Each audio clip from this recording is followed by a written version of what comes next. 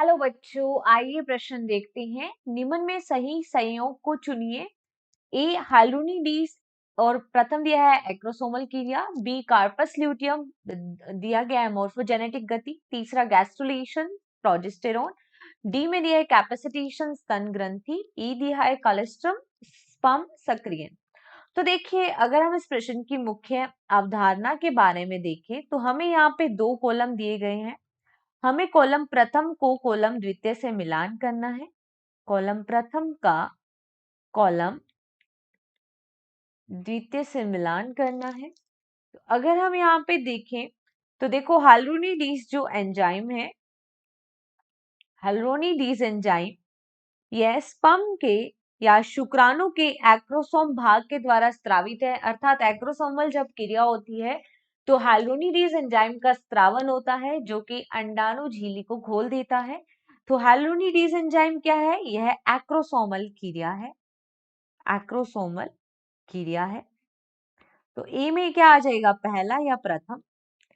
Corpus luteum अगर हम बात करें तो कार्पस ल्यूटियम मादा के अंदर पाई जाने वाली अस्थायी एंडोक्राइन संरचना है और इससे जो हार्मोन का स्त्रावन होता है कार्पस ल्यूटियम से, उस हार्मोन का नाम क्या है? वो उसका नाम है प्रोजेस्टेरोन। तो यहाँ पे तीसरे में दिया गया है प्रोजेस्टेरोन, तो कार्पस ल्यूटियम के साथ आएगा प्रोजेस्टेरोन। फिर हम यहाँ पे हम मिलान करें तो हम देखते हैं गैस्ट्रुलेशन। तो गैस्ट्रुलेशन क्या होता है कि मोरूला से जब गैस्ट्रुला अवस्था आती है तो उसे गैस्ट्रुलेशन कहते हैं। इस दौरान हम देखते हैं कि विदलन के बाद मॉर्फोजेनेटिक गतियां होती हैं, मॉर्फोजेनेटिक गति होती है गैस्ट्रुलेशन अवस्था में। इसके बाद हम देखते हैं यहाँ पे दिया गया है कैपेसिटेशन।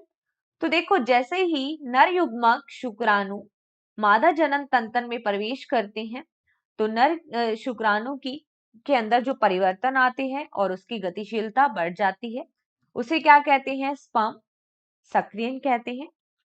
स्पर्म सक्रियन कहते हैं, जो निषेचन क्षमता को बढ़ा देता है। इसके बाद अगर हम बात करें कोलेस्ट्रम की, तो देखो कोलेस्ट्रम जो है ये स्तन ग्रंथियों के द्वारा स्त्रावित प्रथम दूध है, ठीक है, जो कि पीले रंग का होता है कोलेस्ट्रॉम। तो इस ये किसके साथ मिलान करेंगे? स्तन ग्रंथि के साथ।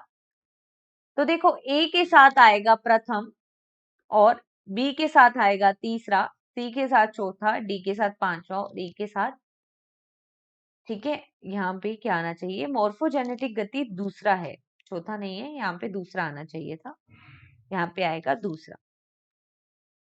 तो देखो, अगर हम यहाँ पे मिलान करें तो देखो, ए के साथ पहला कौन से विकल्प में दिया है? विकल्प दूसरे और तीसरे में, तो पहला और चौथा विकल्प तो गलत हो गया।